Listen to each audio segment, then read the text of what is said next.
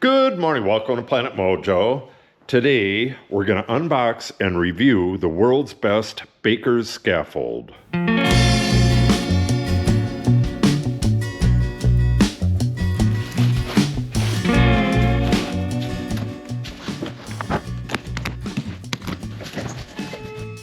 there you have it. Seems to be well enough boxed. I don't know how they keep these in place, but they stayed in place. There's another one on that end. I mean, a little bit of scuffing and stuff wouldn't make much of a difference, but you don't want to buy something brand new and have it all damaged. Okay, let's pull this stuff out of the box and get it assembled real quick. There's not a lot to these things, but we're going to go over all of the features, and I'm going to put it to the test, and then at the end we'll talk about how to make this a better unit. It doesn't say it on the box here anywhere, at least anywhere that I've seen so far, but on their website they claim that this is the world's best baker's scaffolding. We'll check out the rest of that box in a little bit. Let's pull this stuff out for now.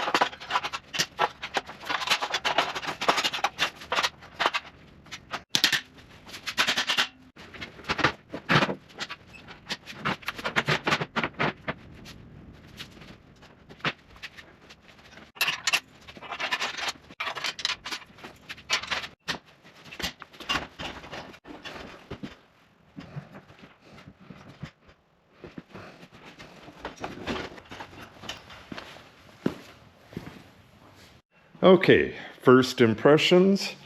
The locks on the wheels are really stiff on this.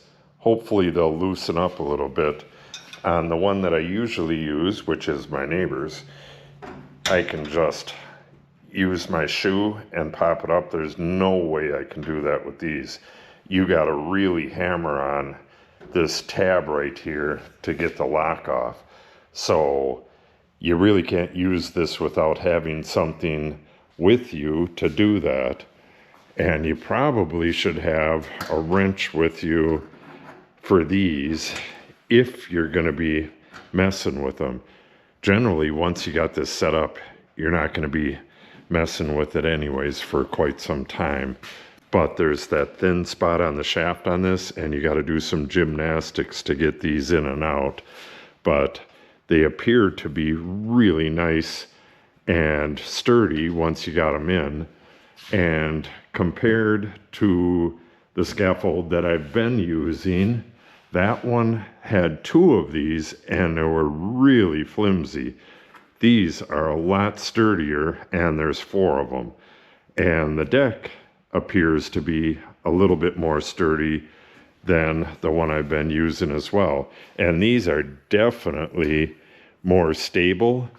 They appear to be a little lighter. Maybe the gauge of the metal is a little lighter, but if you do the correct bending, a lighter gauge metal can be just as strong, just as stiff, by bending it and adding strength to it that way. So maybe that's what they did. So it's a little bit wiggly when you get up there, but they are going to be a little wiggly. You just got to get used to that. And you can get railings for it, but at this height, I'm not going to get railings. On my neighbor's scaffold, he has 3 of these platforms because he has a much taller unit when he assembles it that way. But when I borrowed two of the platforms, and I had one down here, and I had all of this stuff on it, which allowed me to have all of my stuff with me as I move around the room. And I got a ton of stuff to do up high in this room, and it's really going to suck having to go up and down to get this stuff, which is part of how they can make these things better. And I actually saw a different scaffold that has kind of what I'm talking about, but not really. But we'll get to that later after I test this out. I'm going to test it out, putting in an electric circuit behind this dust collector here. And when I'm done with that, I'll get back with you and give you my full thoughts on it. And I'll let you know why and how they could make these a lot better. So what I did was set up the scaffold right against the wall right here, pretty much flush with the door here and underneath the dust collector. And that allowed me to weasel behind this outlet here and get this electrical stuff put in all the way down to here. I'm going to be putting it back in this area in just a short while and pulling wires into these boxes and into that junction box there. And we're going to be pulling wire on the other side. Lots of work for this scaffold, but at some point, this is going to be obsolete for working in here because I'll be done. And then what do you do with it? I had figured what I would do is put my sprayer, I have a big sprayer that fits in the back of the 4x4, put that down here and load this up like a shelf, put some big stuff on it. I have two gorilla shelves, I don't know if they're even called that anymore, over in the machine shed that have tons of really big stuff on it. And I figured I would do the same thing with this and possibly even make a shelf for it. I had hoped to find a scaffold that you could get these separate. You can only get these if you get a taller unit that has 2 or 3 of these ends. Then you can get one that has multiple platforms. I would like it just like it is, with 2 platforms and a shelf. And I really searched for something like that and couldn't find it. And this was really reasonably priced at Menards. Some of them were $250, $350. This was like $189, I think, with their 11% off. So the price was right on this. But since then, I found a scaffold maker who does offer at least shelves. I don't know if they offer the platforms a la carte, but that's what I'm talking about. They need to offer these a la carte and have them right next to the scaffold in the store. So if somebody wants to do like I'm saying, have this one up at the top, another one down at the bottom, and a shelf in the middle, and just load it up with stuff when you're done working on it, they can do that and have it at a reasonable price. That way, you wouldn't get stuck with something like this. This is the drywall lift. I bought this when we were doing the house. We built our house.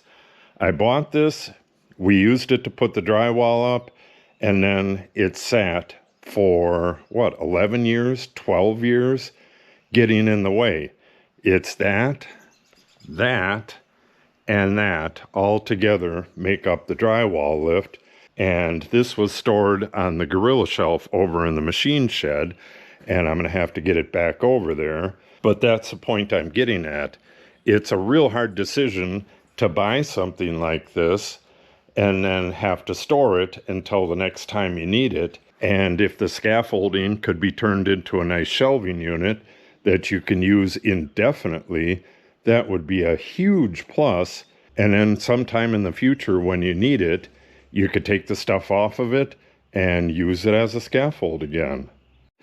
So I'm going to contact Scaffold Mart. I could not find anywhere on their website where they sold these separate, the platforms, and I couldn't find anywhere where they sold a shelf that would fit in here. So I'm going to contact them and I'll get back with you after that. In the meantime, I've already designed a shelf for this, and I could make two of them, put one at the bottom, one right here, and then move this up to the top. So I will be able to use this as a shelving system moving forward. Oh, let me show you that sprayer real quick. This sprayer right here. Right now, we just have it on sawhorses, but I'd like to get it up on a shelf at about the right height. Put the shelf right here, back the gator up to it, slide it off the shelf onto the gator, go spray, and then slide it back onto the shelf for storage. We have a ton of other stuff out here that I'd like to get up on a shelf as well. But we have all this construction to do here that I need the scaffold for. So at least for a while, this is going to remain a scaffold. So like I said, I'll contact Scaffold Mart and see what I can do about getting another one of these platforms and see if they make or if they have something in the works for a shelf for this. Otherwise, I'll make one and I'll show you how to do it. But that's the idea I had. But another scaffold maker already had that idea. I don't know if the other manufacturer sells the platforms a la carte or if you have to get them with a big unit or anything like that. I'll have to look into that.